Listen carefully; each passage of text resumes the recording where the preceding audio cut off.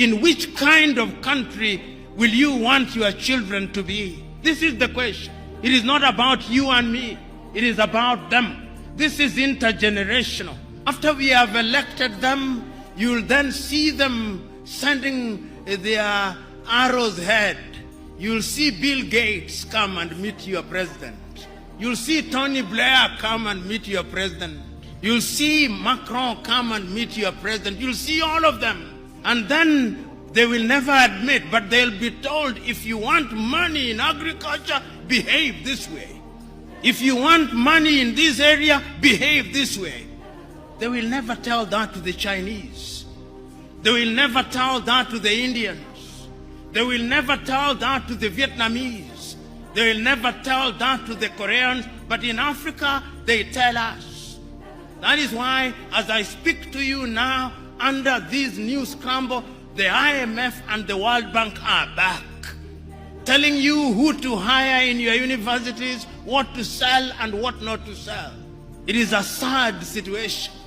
So today, as I look at Africa in that new scramble, the Chinese are here, the Turks are here, the British are here, the French are here, the Qataris are here, the Americans are here.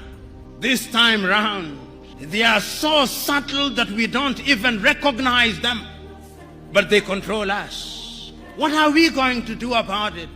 In order to develop, we must do something. It has also been demonstrated that it can be done.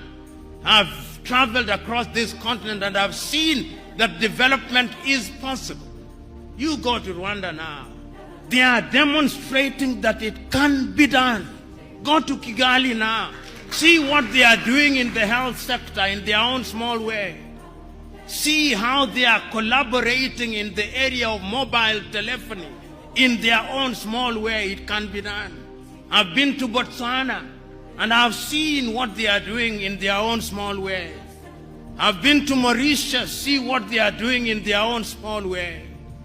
And they do not have the resources that other countries have. And I'm giving this example to say that indeed it can be done, and it can be done within the continent of Africa. So what we must do is to begin to pull together. We have 55 telephone access codes. Nigeria 234, Ghana 233, Kenya 254, Tanzania 255, Uganda 256, Zambia 260, Zimbabwe 263. How can we, in this day and age, you cross into Benin, you cross into Togo, you cross into Guinea-Bissau, you have a different internet connectivity. Why can't Africa have a single satellite and a single telephone code, so that when I travel from Mogadishu in Somalia to Dhaka in Senegal, like the Chinese do, like the Americans do, like the Indians do, we can have the same, because communication is critical to development. And I'm saying this, part of my agenda is to prick your conscience with live examples, that you may go out there irritated, but irritated to do the right thing. And I'm suggesting that indeed, when we talk about development, this is what we must do.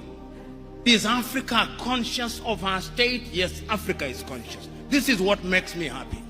That after all these analysis, it appears to me that Africans have now recognized that going forward, we can only defeat the conspiracies, we can only have development as we are talking about it by working as a team. It is only through industrialization that we are going to be manufacturers in all sectors. Make unity attractive. Because if you don't make it attractive, we will separate, and that will make us weaker. You are here, maximum 40 years, you will have gone upstairs.